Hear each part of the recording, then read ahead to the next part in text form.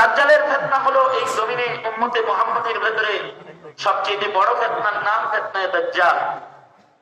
ফিতনায়ে দাজ্জাল থেকে আল্লাহর রাসূল ১৫০০ বছর আগে আল্লাহর নবী দোয়া করছেন, ও আল্লাহ দাজ্জাল থেকে পানাহ চাই।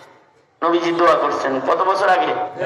আরো ১৫০০ বছর আগে। দাজ্জাল কবে আইব তা তো ঠিক নাই, কিয়ামত কতদিন বাকি আছে তাও আমরা জানি না, কিন্তু আল্লাহর রাসূল ১৫০০ বছর আগেই দোয়া করেছেন, আল্লাহুম্মা ইন্নী আউযু বিকা মিন ফিতনাতিদ দাজ্জাল।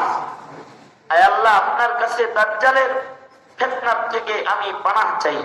নবীজি দোয়া করছেন এবং নবীজি দোয়া করে নবীজি উম্মতকে দোয়া শিক্ষা দিয়েছেন। উম্মত দোয়া করবে, আয় আল্লাহ দাজ্জালের ফিতনা থেকে আমি পানাহ চাই, কারণ দাজ্জালের ফিতনা এই উম্মতের সবচেয়ে বড় ফিতনার নাম হলো ফিতনায়ে দাজ্জাল। সবচেয়ে বড় ফিতনা এটা। এক হাতে জান্নাত আর এক হাতে জাহান্নাম, এক হাতে আগুন এক হাতে পানি। মুসলিম শরীফ এটা নিয়ে আসবে যে তার কাছ থেকে পানি পান করবে সে দোজখে মরে যাবে, আর যে তার আগুনের ভেতরে নিজের ফেলেও ইমানে অটল রবে সে আল্লাহর জান্নাতে চলে যাবে। কেমন ফিতনা, ভয়ঙ্কর ফিতনা হবে যে সে মানুষকে হত্যা করবে, হত্যার পরে আবার পুনরায় জীবিত করবে।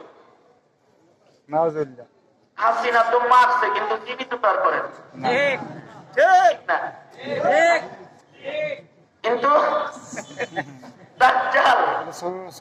দাজ্জাল মারবে আবার জীবিত করবে। তাহলে এই ফিতনাটা ভয়ঙ্কর না?